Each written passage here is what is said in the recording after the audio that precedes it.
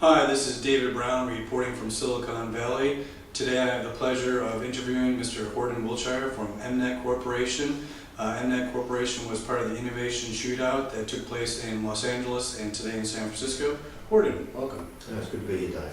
Could you tell us a little bit about the MNET Corporation and its history? Yes, love to. MNET was set up back in 2001, and we were initially established to develop new mobile applications for 3G networks. In fact, we built the first mobile website for a 3G phone way back in 2002. Over the last 7 or 8 years, the company has been growing and evolving into a one-stop mobile marketing solutions company. So today, when we work with our clients, we are able to provide a range of services from sitting down with the clients, doing research in the market in terms of what aspects of their service offering would work well on mobile phones. We help them create and design a compelling mobile destination so that people can access their service on their phones, and where appropriate provide value-added platforms and services that drive traffic to that mobile destination.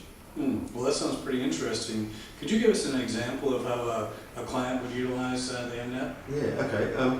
One of the examples of working with a major customer that we're very proud of is one of the big carriers in Australia, Telstra, it's the largest, chose MNET to deliver their Olympics mobile website. And I saw that with your presentation. I was very impressed with that. Yeah, well, thank you. No, it was. It was a real achievement because people in Australia were able to watch the Olympics live on their phone.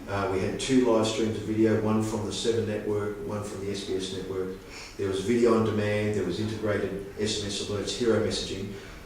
So in terms of high-end premium mobile destinations, there's nothing else like it in the world. It was great.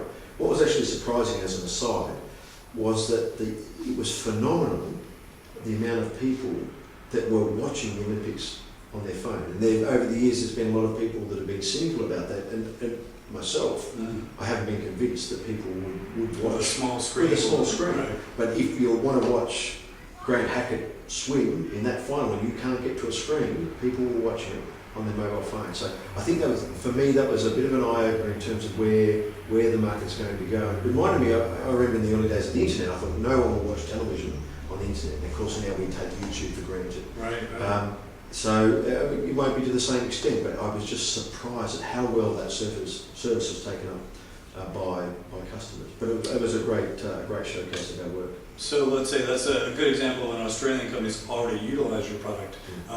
When you're looking at North America, how did you go about developing your market entry strategy? You just jump on a plane and say, hey, I'm going to start in San Francisco, or how did you go about deciding to go into North America? No, that's a good question.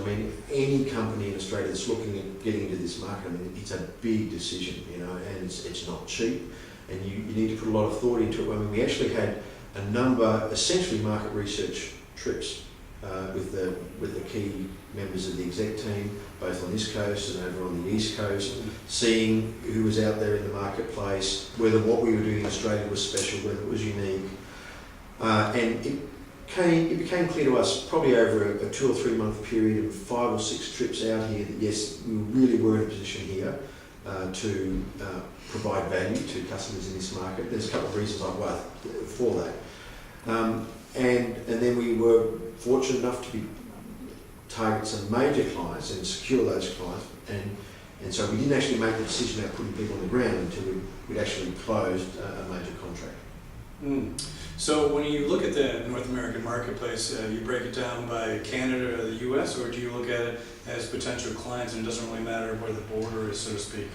No, that's a good question, but we honestly haven't gone north of the border. And mainly because, clearly the market's big enough without having to go to Canada to increase your sales. And particularly in an area like mobile, it's still growing. So early days and it's growing very quickly. So it hasn't been a conscious decision not to go there. There just hasn't been the need. So and the challenge with any small company making this transition is that we're all dealing with limited resources. Sure. So you'd love to send people all around the world simultaneously. You've got to be selective. And often people say strategy is about what you don't do, and I'm a firm believer in that. So what you make a conscious decision not to do is half the battle in defining what your strategy is. I think that's a very intelligent approach. So let's look at some examples. So there's so many different verticals that I could see your product being utilized in the United States. You know, at the risk of giving you a kind of a curveball here, can you give us an example of a North American company that could utilize your product and kind of walk us through that would take place and how that customer would benefit from utilizing your product? We know how Telstra benefit, but pick an American company that might be able to benefit. You know, so our sort of one-liner would be that any major corporate that needs to get their presence into the mobile space, we can assist them with that. Sure. In terms of that sort of one-stop shop. When you talk specifically around our platforms, the key thing that we're really interested in this market is the launch of our new Campaign Mobile product. And Campaign Mobile is a software as a service platform that allows our clients to very easily create mobile coupons and mobile destinations and integrate those into their websites. So it works in 170 countries around the world. It takes care of all the issues around different types of handsets and different browsers and different screen sizes. So to come back to your question, if we were to take, say, Borders here, how would they use the Campaign Mobile product? Sure. How would a customer utilize it, which increases their sales? Okay, so right now, Borders has obviously large traffic that goes to their website. One of the challenges of all of the bricks and mortars retailers is and they have a web presence, how do I get customers, how do I get foot traffic, how do I get them from the computer into my store? Right. That's the challenge. So with Campaign Mobile, it's very easy to create a mobile coupon, for example, and integrate to the website. So I go into the Borders website and there is a promotion for the book at 20% off, for example. So the way they've done it in the past has been, well, you can sometimes trial the print coupons and obviously online coupons. And then you have to print the coupon. You've got to print the coupon, cut it out. Hope you don't forget it. Put it in your wallet. Campaign Mobile allows the client, with the simple insertion of JavaScript into their website, to provide a mechanism whereby the client can click on the coupon, enter their mobile phone number, the phone goes beep, they hit the SMS alert, click the link through the rich media, coupon, take it to the shop. So I just go into the store and say, here's this book I want, and here's my coupon. Yeah. And I'll give you some examples of this in action. Pacific Magazines is one of our big customers over in Australia, and they have the Marie Claire brand, and we do a lot of work with those with SMS-based coupons, like rich media coupons. Right.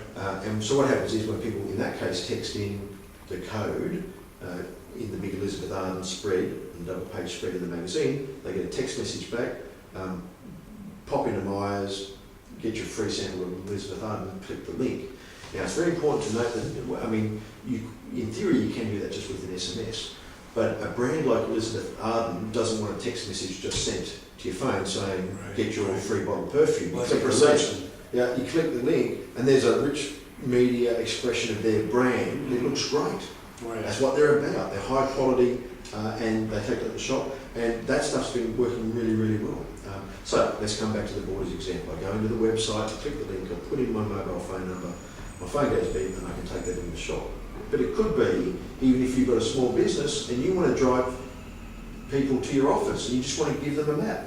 If you go to the MNet website and you go to the Contact Us page, you click the button and you put in your phone number and we send you a map to get to our office. Oh, that's great.